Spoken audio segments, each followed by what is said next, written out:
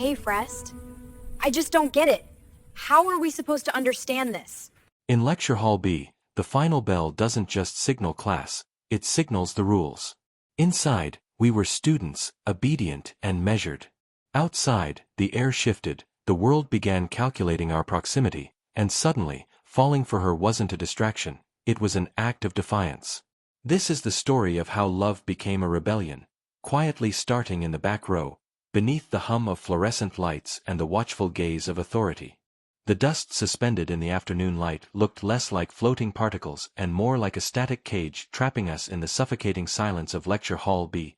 Professor Vance's voice was a low drone, a monotonous rhythm that seemed designed to strip the vitality from the room, yet my heart was hammering against my ribs with a violence that threatened to echo off the vaulted ceiling.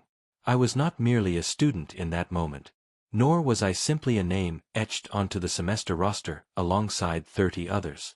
I was a man standing on a precipice, conscious of the terrifying drop, realizing that the person sitting 2 rows ahead and to the left held the only rope that could pull me back or let me fall. The assignment on the chalkboard was a complex distinct integration, a logic puzzle meant to test our capacity for rational thought, but my rationality had evaporated the moment she shifted in her seat and the scent of jasmine and rain cut through the stale aroma of chalk dust and old wood.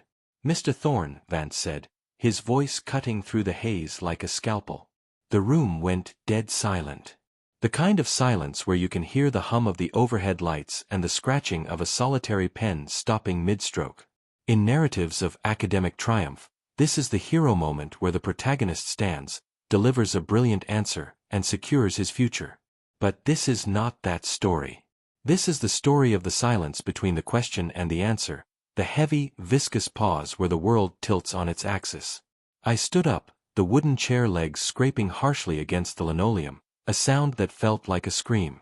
I looked at the board, the white numbers swimming in a sea of green slate, but my peripheral vision was entirely consumed by the curve of her neck and the way she had frozen, her hand hovering over her notebook. We were supposedly just classmates, parallel lines running through a semester that would end in May, but the geometry of our lives had already been violated. Parallel lines are not supposed to touch, yet we had collided with the force of a dying star, and now, standing under the scrutiny of the department head and 50 peers, the wreckage of that collision was all I could see. To the outside observer, this was a mundane classroom interaction. A student hesitating. A professor waiting. But underneath the surface, a tectonic shift was occurring. The counter-story here isn't about the difficulty of the calculus. It is about the invisible architecture of expectation that surrounds us. We are taught that institutions are neutral grounds, places of meritocracy where only the work matters. That is a lie. These rooms are charged fields of social hierarchy and unspoken codes. For people like us, who found something distinct and human in a place designed to manufacture compliant professionals, the act of falling in love was not a distraction. It was an act of rebellion. It was a refusal to be merely a student ID number. As I stood there, the silence stretching into an uncomfortable eternity, I realized that the true test wasn't on the board. The test was whether I could maintain the mask of indifference while every fiber of my being wanted to reach out and acknowledge the woman who had rewritten my understanding of gravity. The air in the room felt recycled, heavy with the exhalations of 50 stressed individuals, but I could taste the metallic tang of my own adrenaline. I glanced down at my notes, scribbles that had meant something an hour ago but now looked like alien hieroglyphs. It is strange how love alters the perception of importance. The scholarship, the grade, the approval of the institution, these were the pillars of my reality, the things I had sacrificed sleep and sanity to uphold. And yet, in the face of her presence, they seemed made of papier-mâché. I saw her turn her head, just a fraction, a movement so subtle it would have been invisible to anyone not attuned to her frequency. It was a signal, a tether, a reminder that I was not alone in the cage. This is the secret history of classrooms everywhere, the silent conversations happening beneath the noise of instruction, the emotional empires rising and falling while the professor talks about derivatives. I cleared my throat, the sound distinct and jarring.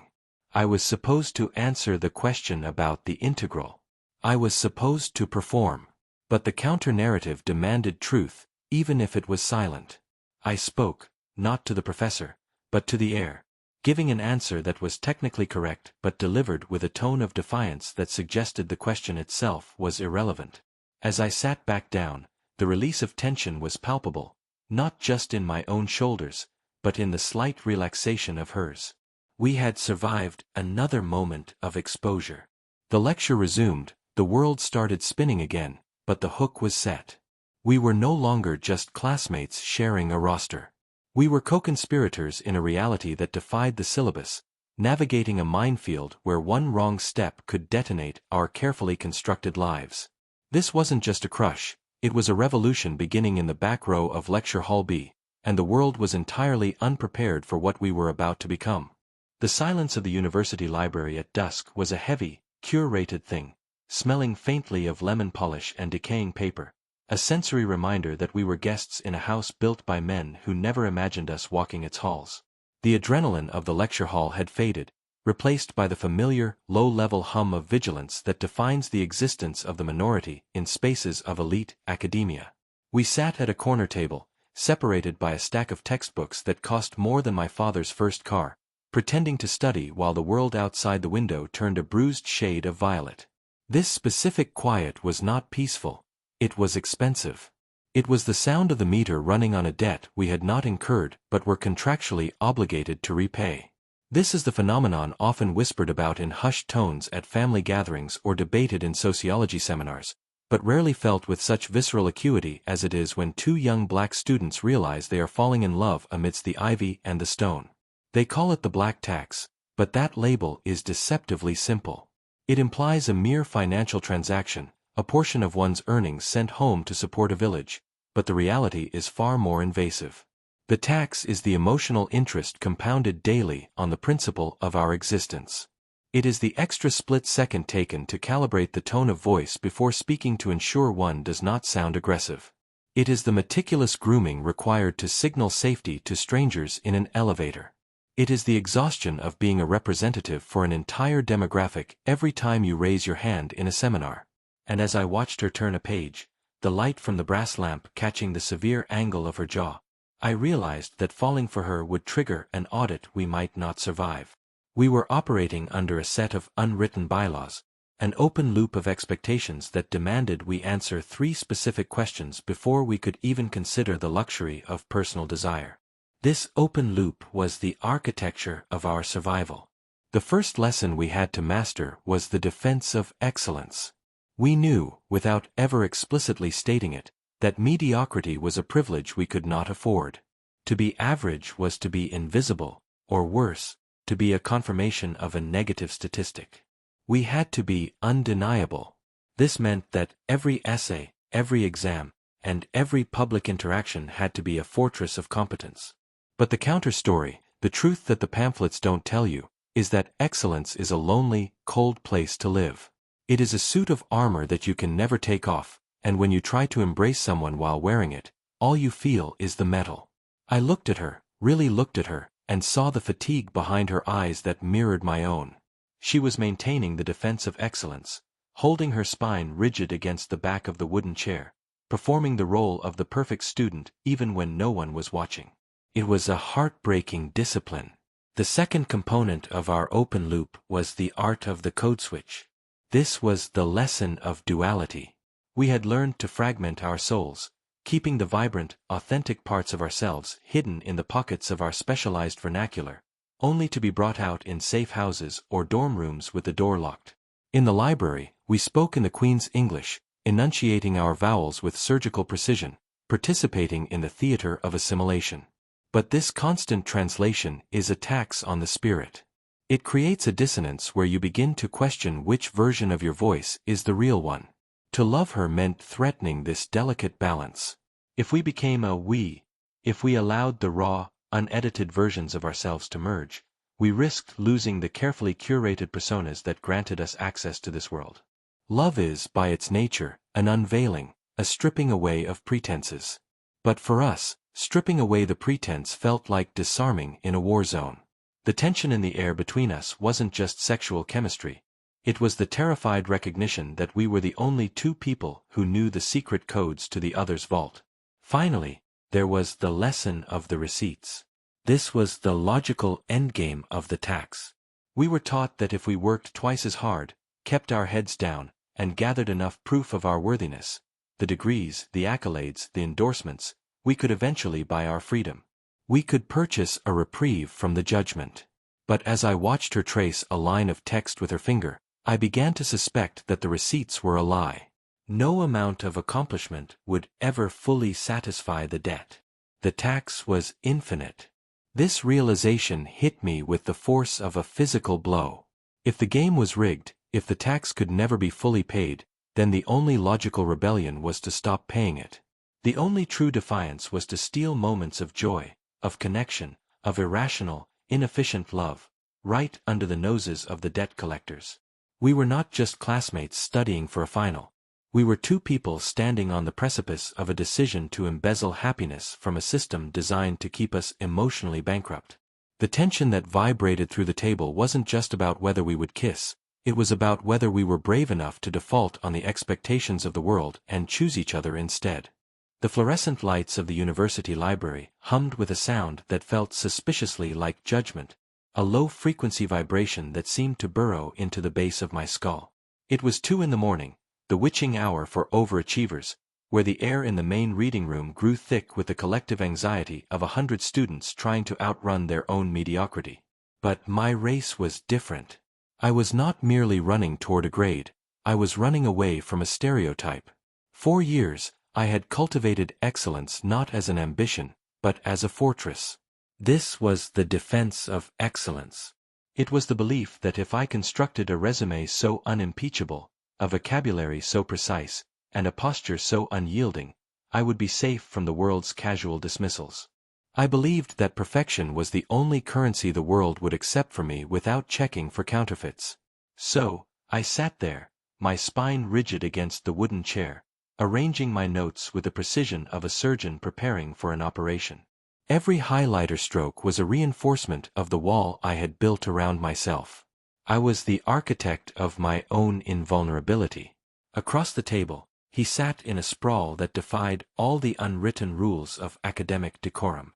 He was wearing a hooded sweatshirt that had seen better decades, and his notes were a chaotic scrawl of graphite and doodles that looked less like chemistry equations and more like a map of a distracted mind. He was my classmate, my lab partner, and the variable I had not accounted for in my carefully controlled experiment of a life. Watching him, I felt a spike of irritation mixed with a profound, aching envy. He moved through the world with the casual confidence of someone who knew that a mistake would not define his entire lineage.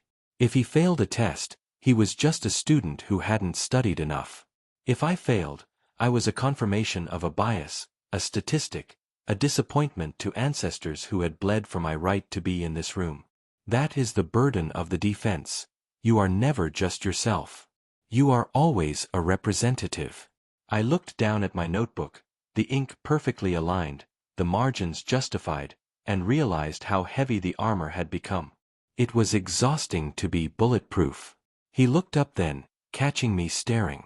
In the logic of the defense of excellence, this was a breach. I should have looked away, feigned total absorption in organic chemistry, and reasserted the boundary of professional distance. But I didn't. I couldn't. The silence between us stretched, not with tension, but with a strange, suspended softness. He didn't ask about the assignment. He didn't ask for a pen. He simply asked if I was okay. The question was so simple, so devoid of transaction, that it felt like a trap. The trained response rose in my throat automatically. I'm fine. I'm great. Everything is under control. That was the script. That was the mantra of the survivor. But looking at him, seeing the genuine concern etched into the tiredness around his eyes, the script dissolved. The defense mechanism faltered. I realized in that quiet, dusty moment that my excellence had protected me from criticism, but it had also insulated me from connection. You cannot hold someone's hand if your fists are always clenched for a fight. The realization washed over me with the terrifying clarity of a fever break. I had spent so much energy proving I belonged in this institution that I had forgotten to belong to myself. I had spent so much time polishing the exterior that I had forgotten to inhabit the interior. He wasn't looking at my grades. He wasn't looking at the perfectly highlighted notes. He was looking at the exhaustion I thought I had hidden so well. He saw the crack in the marble. And miraculously, he didn't try to fix it, nor did he use it to tear me down. He just reached across the table, bypassing the textbooks and the barricades of open laptops, and placed a hand over mine. The heat of his palm against my cold skin was a shock to the system. It was a violation of the treaty I had signed with myself, the one that said I must always be strong, always solitary, always twice as good to get half as far. But as his thumb brushed over my knuckles, I understood that the defense of excellence was a lie. It was a cage disguised as a pedestal. Love, this irrational, messy, inefficient thing that was blooming between two tired classmates in a library, required the one thing I had trained myself never to show: weakness. It required me to put down the shield, to admit that I was tired, to admit that I couldn't carry the weight of representation alone.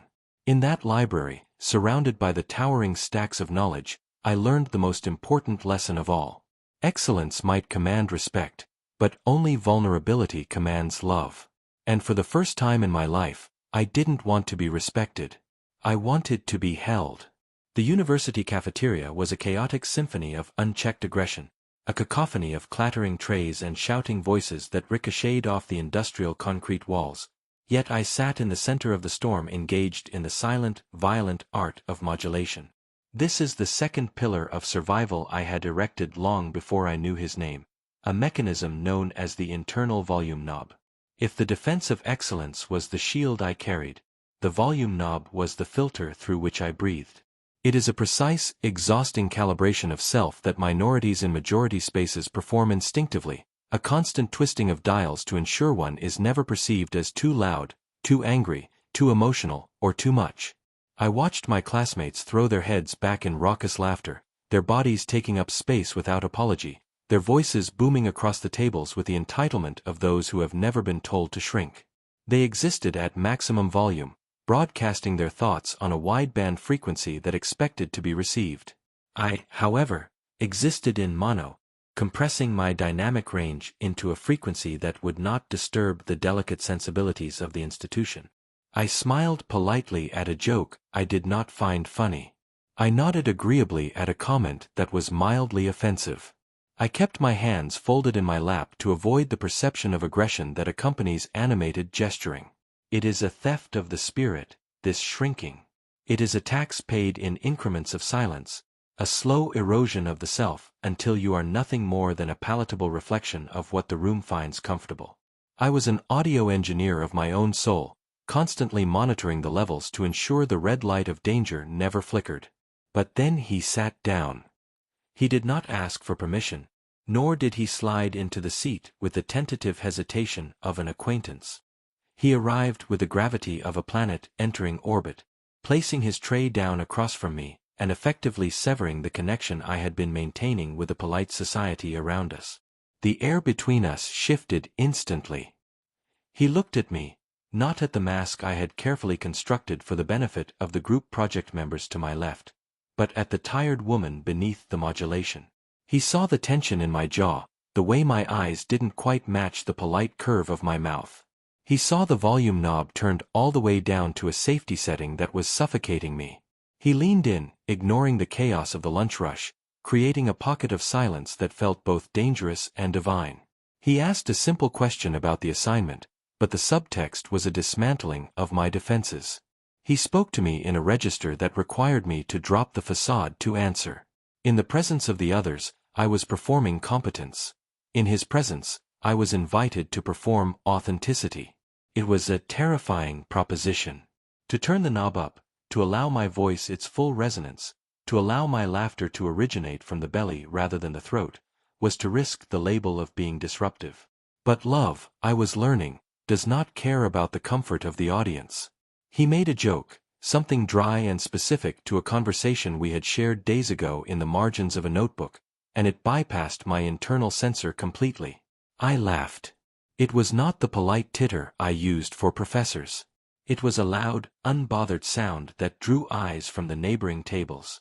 The old panic flared instantly, the conditioning that screamed at me to make myself smaller, to apologize for the intrusion of my joy. I moved to cover my mouth, to stifle the sound, to twist the knob back down to 0. But he caught my wrist. His hand was warm, grounding, an anchor in the reality of the moment. He didn't pull, he just held. He stopped the retreat. In his eyes, there was no request for modulation. There was only an invitation to amplification. He was looking at me as if my volume was not a disturbance, but a favorite song he had been straining to hear over the static. In that crowded cafeteria, amidst the smell of burnt coffee and the drone of shallow conversations, I realized that code switching is not just a survival tactic, it is a form of lying. It is a lie we tell the world about who we are, and eventually, it becomes a lie we tell ourselves. He was forcing me to tell the truth. He was demanding the full signal, the uncompressed file, the raw footage. It was the most exhausting thing I had ever done, to sit there and be seen without the filter. But as his thumb grazed the pulse point of my wrist, I felt the fatigue of the performance begin to bleed away. I realized that the right person does not ask you to turn the volume down. The right person asks you why you were ever whispering in the first place. Dust motes danced in the shafts of amber light that pierced the heavy velvet curtains of Dr. Sterling's office, suspending time in a way that made the ticking grandfather clock sound like a judge's gavel. I had been summoned here not for a reprimand of my academic performance, which remained impeccable, but for something far more insidious and difficult to grade. The room smelled of old leather bindings, peppermint tea, and the specific, crushing weight of expectation that only sits on the shoulders of those deemed the future of their race. Dr. Sterling was more than a professor. He was an institution in a tweed jacket, a man who had marched in the 60s, who had integrated faculty lounges with nothing but the sharpness of his intellect and the rigidity of his spine. He sat behind a mahogany desk that felt less like furniture and more like a barricade, his hands folded over a dossier that I knew contained nothing but my transcripts, yet felt like it held the entirety of my moral character. He did not look up immediately when I entered, a power move designed to remind me that while I was bright, he was the source of the illumination. When he finally raised his eyes, I saw the weary depth of a man who had spent 50 years being twice as good to get half as far, and in that gaze, I recognized the terror that disguised itself as mentorship. He motioned for me to sit, not in the comfortable armchair by the fire, but in the stiff wooden chair directly across from him, the seat of the accused. He began speaking about potential, about the delicate architecture of a reputation, and how easily it could be toppled by the wrong association. He did not say his name, the boy who had sat next to me in history class and was now rewriting my present, but his presence filled the room like a thick fog. Dr. Sterling spoke of focus and trajectory, using words that sounded like advice but felt like corrections to a steering wheel. He talked about the intergenerational link, the silent contract between those who came before and those who come next. He explained that my excellence was not my own property to squander on distractions. It was a dividend paid to the ancestors who had bled for my right to sit in this university. This was the counter-storytelling of the mentor beat revealed in its rawest form. Usually, the mentor is the guide who pushes the hero toward their desire. Here, the mentor was the gatekeeper trying to protect the hero from their own heart, convinced that love was a luxury we could not afford. He viewed my connection with him not as a romance, but as a liability, a loose thread that could unravel the tapestry of respectability he had spent a lifetime weaving. He called it a distraction. I called it the first time I had ever breathed without checking the air quality first. As he lectured on, his voice a smooth baritone of practiced wisdom, I found myself looking past the words and studying the man. I looked at the pristine organization of his desk, the complete absence of family photographs, the solitary cup of tea cooling on a coaster. I realized then that the price of his excellence had been isolation. He was trying to pass down a torch, but he did not realize that the fire had burned him hollow. He was teaching me how to survive in a world that wanted to consume me, but his method of survival required amputation, cutting off the parts of oneself that felt too deeply, laughed too loudly, or loved too recklessly. He wanted me to be a monument, cold and untouchable, because monuments are hard to destroy. But I did not want to be a monument. I wanted to be a person. The intergenerational link, I realized, is often forged in trauma. He was passing down his fear, repackaged as prudence. He was telling me that to be safe, I had to be alone, or at least partnered with someone who looked good on paper, someone who advanced the mission rather than someone who touched my soul. I listened until the silence returned, heavier than before. He waited for my acquiescence, for the nod that would confirm I understood the rules of the game. Instead, I thought of the way his hand felt against the small of my back, the way he listened to me without an agenda, the way he made the noise of the world fall away without demanding I shrink to fit in his pocket. I looked at Dr. Sterling, this titan of academia, and for the first time, I did not see a giant. I saw a survivor who was still hiding in the bunker long after the war had shifted fronts. I realized that respecting the generation before me did not mean inheriting their wounds. I could honor his sacrifice without replicating his solitude. I stood up, the wooden chair scraping against the floorboards, a harsh, dissonant sound in that curated sanctuary. I told him that I understood the cost of excellence, but I was no longer willing to pay it in the currency of my own happiness. I told him that if the foundation he built was strong enough, it would hold up even if I loved someone he didn't understand. And if it wasn't strong enough, then perhaps it deserved to crumble. Walking out of that office felt like walking out of a heavy coat I hadn't realized I was wearing, leaving the safety of his approval behind for the dangerous, open air of the truth. The rain was a relentless percussion against the floor-to-ceiling glass of our shared study, a rhythm that seemed to isolate us from the city sprawling below and turning our apartment into a capsule of quiet industry. I sat surrounded by the tangible artifacts of the last 5 years, boxes we were packing for the move to a life that everyone said we could not afford, both financially and socially. This was the accounting phase of our existence, the moment where the abstract poetry of romance had to survive the harsh prose of logistics. The mentor I had left behind believed that affection was a liability, a soft spot in the armor where the world would inevitably strike. But as I watched you organize the books on the opposite side of the room, your movements precise and efficient, I realized he had miscalculated the physics of us entirely. We were not diluting each other's potential, we were compounding it. I suddenly felt the urge to treat our history like a legal case, to lay out the evidence, the receipts of our survival, to prove that our connection was not an act of defiance but an act of supreme logic. There is a prevailing myth that excellence requires solitude, that to rise above the station assigned to you by history, you must cut away any tether that might slow your ascent. My mentor had called this focus. I now recognized it as fear. He feared that love was a distraction, a drain on the finite resources we were allocated to navigate a hostile professional landscape. But as I held a stack of our old university transcripts, the paper yellowing slightly at the edges, I looked at the data. The receipts were irrefutable. My grades had not suffered when we began passing notes in the back of that lecture hall. They had improved.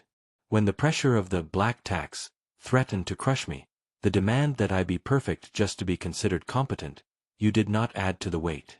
You became the fulcrum that allowed me to lift it. I remembered the night before my final thesis defense, the panic rising in my throat like bile, the certainty that I was a fraud about to be exposed. You didn't offer empty platitudes or generic comfort. You sat me down, poured 2 cups of black coffee, and interrogated my arguments with the ruthlessness of a rival and the care of a guardian. You forced me to sharpen my blade until it could cut through steel. That was the receipt. That was the proof that we were not merely lovers hiding from the world, we were strategists conquering it together. I looked across the room at you again, seeing the classmate who had become a co-pilot. The world loves to romanticize the struggle of the individual genius, the solitary figure standing against the wind. It is a seductive narrative, but it is also a lie designed to keep us lonely and exhausted. The counter-story, the one I was living, was that true power lies in the synchronization of intent. I thought about the bank statements on the desk, the mortgage pre-approval letter that bore both our names, a document that was statistically improbable for people from our backgrounds to possess at our age. These were not just financial records, they were moral victories. They were the silent, bureaucratic evidence that when 2 people refuse to accept the limitations placed upon them, they can build a fortress that the world cannot breach. We had hacked the system. By sharing the emotional labor, by splitting the psychological toll of existing in spaces that were not built for us, we had cheated the fatigue that was supposed to claim us. We had preserved our energy for the things that mattered, investing it in our ambition rather than paying it as a toll to our insecurities. This was the logical win. It wasn't loud. It didn't require a shouting match with the old guard or a public manifesto declaring our right to love. The receipts were in the silence of this room, in the peace that settled over us as we worked. I realized then that I didn't need to explain anything to the mentor I had walked away from. The explanation was living and breathing in front of me. The receipt was the fact that I was no longer afraid of failing, because I knew that even if I fell, I would not fall into a void, but into a safety net woven from years of shared trust and intellectual respect. The moral victory was simply this: we were happy, and we were whole, and we were ascending. The narrative that we had to choose between love and greatness was false. Love was the mechanism of our greatness. I placed the transcripts in the box and sealed it with tape, the sound sharp and final. The audit was complete. The evidence was overwhelming. We had won, not by fighting the world, but by building a better one inside these four walls. The heavy oak doors of the lecture hall swung open with the same reluctant groan I remembered from a decade ago, revealing a cavernous space where dust motes danced in shafts of late afternoon amber light. We had returned not as students seeking approval, nor as alumni seeking nostalgia, but as witnesses to the crime scene of our own becoming. The air inside smelled of chalk dust, floor wax, and the accumulated anxiety of thousands of exams taken in silence. I walked down the gentle slope of the aisle, my footsteps echoing against the high vaulted ceiling, until I reached row G, seat 12. This was the exact coordinate in space where the trajectory of my life had collided with hers, a geometric intersection that the syllabus had never accounted for. Standing there, tracing the grain of the wooden desk with my fingertips, I felt the phantom weight of the heavy textbooks we used to carry, symbols of the burden we thought we had to bear alone. The silence of the empty room was heavy, but it was no longer oppressive. It was merely a container for the noise we had ceased to make, the frantic striving that had finally quieted down into a steady, rhythmic confidence. The final lesson was not written on the blackboard, which now stood clean and slate-gray against the front wall. It was not hidden in the margins of a dissertation or buried in the feedback of a skeptical advisor who told us to keep our focus narrow.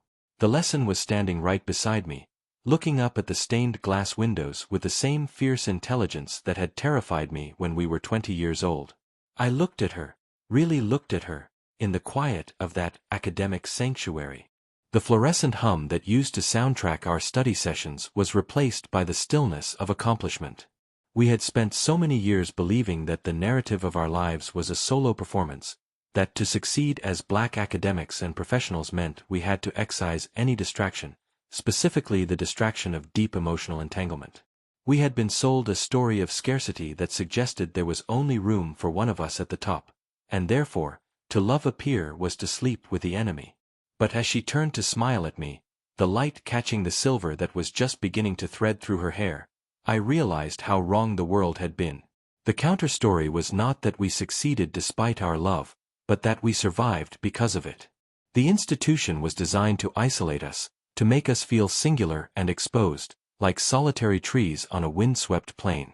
By intertwining our roots, we had created a stability that no storm of bias or structural inequality could topple. The final lesson was the realization that our union was the ultimate act of defiance. Every time we held hands walking across this campus, every time we proofread each other's grant proposals late into the night, we were rejecting the hypothesis that professional excellence requires personal isolation. We were rewriting the code that said ambition must be cold to be effective. We sat down in those cramped wooden seats one last time, our shoulders touching, just as they had when we were terrified undergraduates pretending to understand advanced theory. The physical space felt smaller now, not because the room had shrunk, but because we had expanded. We had grown beyond the containers that were built for us. I thought about the mentor who had warned me years ago that relationships were the graveyard of potential. I wished he could see us now, not to gloat, but to offer him a gentle correction. The graveyard was not in the relationship, It was in the solitude. We had buried nothing but our fear. In this quiet auditorium, the ghosts of our younger selves seemed to settle around us. The boy who was afraid he wasn't smart enough, the girl who worried she was too loud, too much, too bold. We made space for them, forgave them, and then let them fade back into the shadows. The curriculum was finished. The grades had been entered. The degrees were framed on walls in a house we owned, paid for by the careers we built back to back, covering each other's blind spots. Standing up to leave, the sound of the seats folding back up was a sharp punctuation mark on the era. We walked back up the aisle, ascending toward the exit, moving from the dim history of the lower level toward the bright reality of the open doors. I took her hand, and the sensation was grounding, a tactile reminder of the receipts we had collected, the battles we had won without ever raising a sword. We didn't look back at the empty podium or the blank chalkboard. There was nothing left there for us to learn. The real world awaited outside, complex and often hostile, but we were no longer petitioning it for permission to exist. We had approved ourselves. As we pushed through the heavy doors and stepped out into the crisp air of the quad, the wind hit our faces, fresh and uncontrolled. We were no longer classmates. We were the authors of a new text, one where the protagonist doesn't have to choose between the mind and the heart, and the story doesn't end with a lonely victory, but with a shared horizon.